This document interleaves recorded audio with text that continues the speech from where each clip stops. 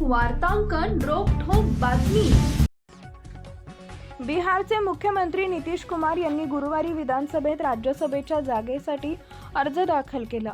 मुख्यमंत्र्यांसोबत भाजप अध्यक्ष नितीन नवीन, रामनाथ ठाकूर, उपेंद्र कुशवाहा आणि शिवेश कुमार यांनीही आपले अर्ज दाखल केले। केंद्रीय गृहमंत्री अमित शहा हे देखील उपस्थित होते। उमेदवारी अर्ज दाखल करण्यापूर्वी नितीश कुमार यांनी त्यांच्या 10व्या क्रमांकावर लिहिले की माझ्या संसदीय कारकिर्दीला सुरुवात केल्यापासून मला नेहमीच बिहार विधानसभेच्या दोन्ही सभागृहांचा आणि संसदेच्या दोन्ही सभागृहांचा सदस्य होण्याची इच्छा होती।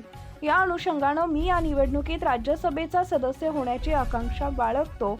मी बिहारच्या नवीन सरकारला पाठिंबा देईन। नितीश कुमार यांच्या राज्यसभेत प्रवेशाच्या निर्णयानंतर संतप्त कार्यकर्त्यांनी जेडीओ कार्यालयाची तोडफोड केली। त्यांचं म्हणणं आहे की जनतेचा जनादेश 2025 ते 2030 या वर्षासाठी होता। काही लोकांनी पक्ष तोडण्याचा प्रयत्न केलाय।